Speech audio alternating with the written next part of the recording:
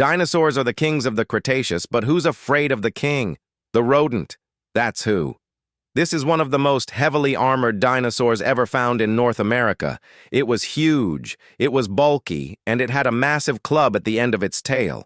Its name means fused lizard. But why would such a beast need to be so well protected? Let's take a deep dive into this week's featured fossil and find out. Hi, it's me, and welcome to Fossil Friday. Today we're talking about a very special kind of dinosaur called an ankylosaur, and our story begins in the famous Hell Creek Formation in Montana. That's right. This is where the very first Tyrannosaurus Rex was discovered, a place so famous that paleontologists have been excavating it since the 1870s. So if you were to go back in time and tell people that they were standing next to the greatest predator that ever lived, they probably wouldn't believe you because there were just so many fossils to sift through. So when Barnum Brown found a massive dinosaur in 1902, he didn't realize that it was a T-Rex. He thought it was a relative of the Ankylosaurus. In reality, this formation has yielded so many different kinds of dinosaurs that it's actually known as the Hell Creek Monster Makers. We've talked about some of them before, like Triceratops and the aforementioned T-Rex. But today's subject is definitely more obscure. Like I said, the guy who found it thought it was related to the Ankylosaurus. But what he didn't know was that he was looking at one of the absolute heaviest ankylosaurs ever found. Now that's saying something, because these guys could get pretty big. The group Ankylosauria contains some of the most iconic dinosaurs, or at least iconic among dinosaur nerds. You've got the aforementioned Ankylosaurus, Borealopelta markmitchelli, Borealopelta markmitchelli, Borealopelta markmitchelli, and Borealopelta markmitchelli. Just kidding. Those are all the same dino. But then there's also Borealopelta markmitchelli. Anyway, as far as I can tell, they're basically all just really chunky lizards with armor made out of scutes, which is a fancy scientific term for little bony plates. Over time, the ancestors of ankylosaurs evolved from small proto-lizards into gigantic walking armadillos. They got longer, they got wider, their tails got thicker, and they became some of the most bizarre creatures to ever exist. Our favorite example is Borealopelta markmitchelli, a dinosaur whose common name is the one that sticks in my head. Thanks, Scott. I mean, just look at this thing. It looks like someone took a monitor lizard, melted it down, and then poured it into a mold to make a literal living tank. These dinosaurs could grow up to 6 meters long and weigh over a ton. That's almost the length of a Tyrannosaurus Rex and way heavier than its cousin, the Ankylosaurus. But okay, now that we've got the basics covered, let's get into the fossil itself. Like I said at the beginning of the episode, this specimen was found in the Hell Creek Formation in Montana. And here's where things get confusing. See, the original description of the genus was based on a single bone, the shoulder blade, or technically called the scapula. Scapulas are super useful for classifying animals because no matter how much evolution has changed an animal over time, they always have a shoulder blade. So even if you only have a few scraps of bone, as long as one of them is a scapula, you can usually figure out what kind of animal it belonged to. Now, when Barnum Brown first found the scapula of Borealopelta markmitchelli, he compared it to the scapula of the Ankylosaurus, and he noticed that it looked very similar. So he assumed that they were related. But then, many years later, another scientist came along and said, "Hey, wait a second, this thing doesn't look anything like an Ankylosaurus." So they reclassified the fossil as a new genus, except that new genus was called Borealopelta markmitchelli. The reason for the very long name is that the person who originally described it wanted to honor the two people who had collected the fossil. So that's where we got the first 3 parts of the name.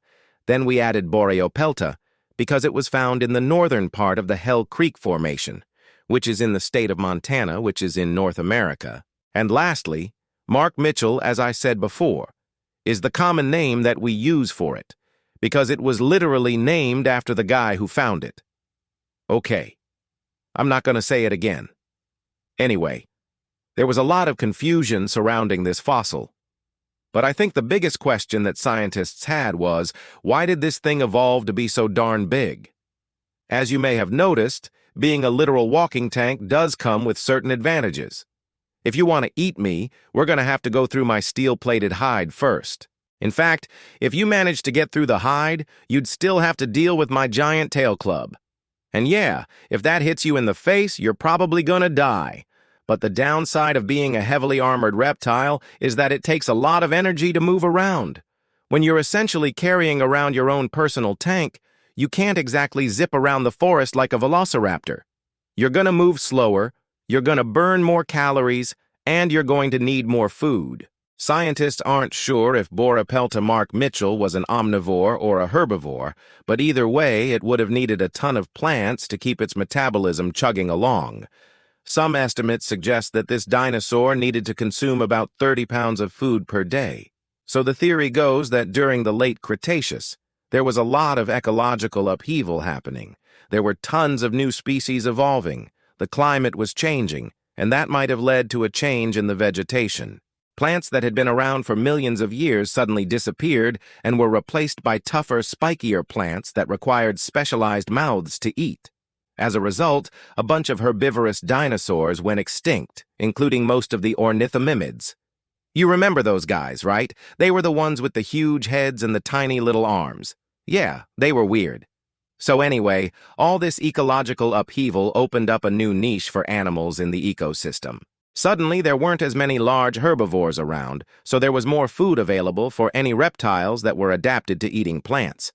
And that might have been when the ancestors of ankylosaurs seized the opportunity and began their reign of terror. Okay, maybe terror is pushing it a bit, but they were certainly pretty terrifying. If you're like me and you think that it's cool that a bunch of plant-eating reptiles evolved to become little mobile tanks, then boy do I have good news for you. A new study just published in the journal Acta Paleontologica Polonica describes the discovery of a new ankylosaur from Canada. Not only is this the first ankylosaur ever found in Canada, but it's also the first one ever found north of the Arctic Circle. This particular dinosaur is a type of Borealopelta markmitchelli, which already had a pretty wide geographic range. They found it in the Saxon Formation, which dates back to about 76 million years ago. So why do they know that this is a Borealopelta markmitchelli? Well, they found a few fossilized bones, including the scapula. Remember the part of the skeleton that we said was really helpful for identifying the species because it doesn't change that much over time? Yeah, that one. Well, they found that too. And it turns out that it matches the shape of the scapula of other Borealopelta markmitchelli that have been found further south. What's really exciting about this fossil is that it helps researchers better understand the distribution of dinosaurs in the late Cretaceous. They know that Borealopelta markmitchelli lived pretty far south as well, but this is the first evidence that they lived so far north. The authors of the study also used this fossil to look at how the climate might have affected the distribution of ankylosaurs. Back in the late Cretaceous, the Arctic Circle wasn't quite as cold as it is today. It was actually warmer, which allowed a bunch of weird animals to live at the top of the world. Ankylosaurs were clearly one of them. And while scientists are still working on figuring out exactly how warm it was up there, this new fossil is helping them paint a clearer picture of the environment. Basically, what they're trying to answer is how warm was the Arctic Circle 76 million years ago, and the more fossils they find from that time period, the closer they'll get to finding the answer. But okay, I hope you enjoyed learning about a very special kind of dinosaur.